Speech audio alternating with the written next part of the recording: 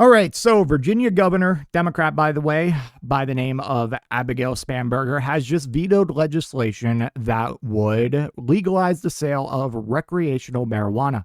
Right now in the state of Virginia, I believe it is technically legal recreationally, but it can only be purchased in like a retail setting by medical patients, medical marijuana patients. I believe this is because they have they're pretty lax on their cultivation laws, meaning like anyone can cultivate it, but to actually buy it or sell it recreationally, that is illegal, that is illegal. And man, I might blow up midway through this story because I don't know what the heck is going on with Spanberger lately, but between this and not playing hardball with the redistricting and just saying like, oh, we'll accept the Supreme Court decision. And like, I'm sorry. And you can disagree all you want, but I think they should have ignored the ruling and gone through with redistricting anyways. That's what Ohio did. And they left it up to the will of the voters. When the people vote on an issue, it should be undeniable, unrejectable.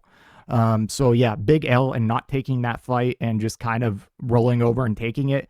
And I recognize that she has done some good things so far. She's been relatively tough on ICE. She has lowered the price of insulin. She put some kind of price cap on it. So that's all good. But at the end of the day, she is your typical centrist Democrat, and she has completely missed the mark here. Like I always say, the worst thing like a normal Democrat can do is nothing. But like this takes it a step further, because even right wingers are kind of like in favor of marijuana.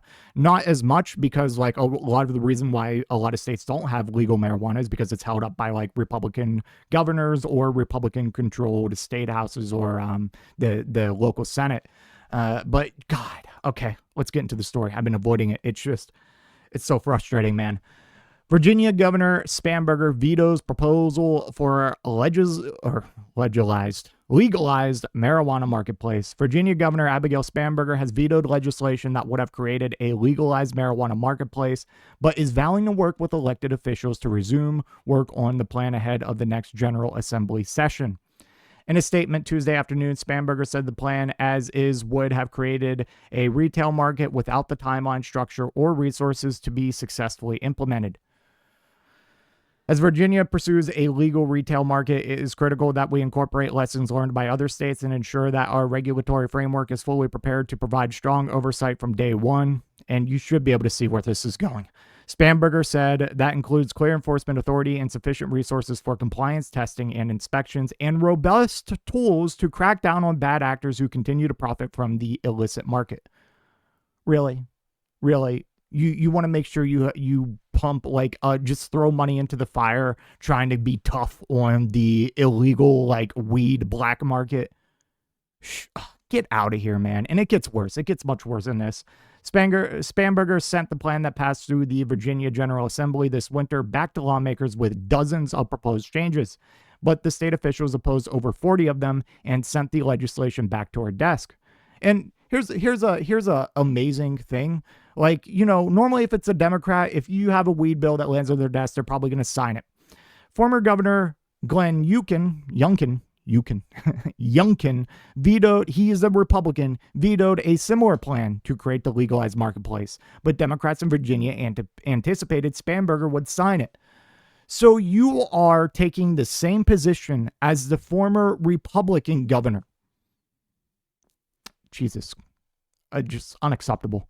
Lawmakers previously okayed a plan allowing adults to legally have up to an ounce of marijuana and creating a path to grow up to 4 plants inside homes. However, there hasn't been a formal marketplace, so that's what's legal now. A step some leaders say facilitated the creation of an illicit market for cannabis in Virginia. Well, yeah, obviously. And she's so concerned about we need to make sure we have robust tools to crack down on bad actors. The most robust thing you can do right now is to legalize the retail sale of recreational marijuana, because you created the black market. This is on you. You are fueling it by vetoing this legislation and trying to make it even more strict. Well, what are we doing? You're acting like a Republican right now. The proposal that lawmakers approved would have had the retail market opening January 1st, and that would have been in 2027, with oversight from the Virginia Cannabis Control Authority.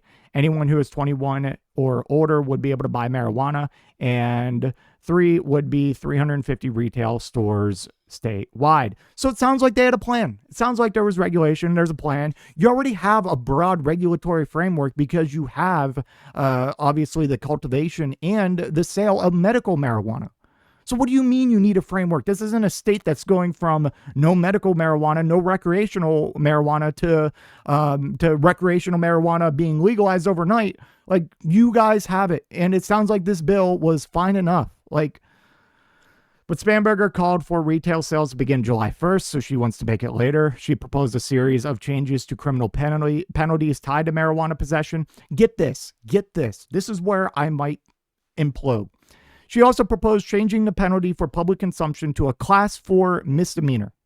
A Class 4 misdemeanor, when it's currently a civil penalty. So she wants to make restrictions and the penalties for weed even harsher. Unreal. Unbelievable. A separate proposed change would have reduced the personal possession limit to 2 ounces instead of 2.5 ounces. She also wants to lower the amount that they're trying to increase that you can possess. The General Assembly provided Virginia with an opportunity to lead on this issue, but instead this veto prolongs uncertainty and provides comfort to those profiting from the illicit market. This veto and its consequences belong to the governor and governor alone. Their joint statement said, absolutely. The General Assembly could explore a path to legalize marijuana marketplace again during next year's session. Unreal.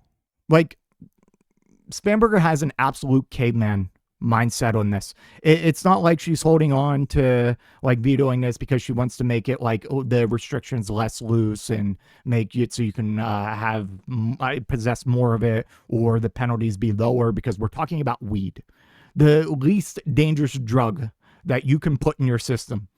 And like, she's acting like we're trying to legalize like cocaine or heroin or something like that.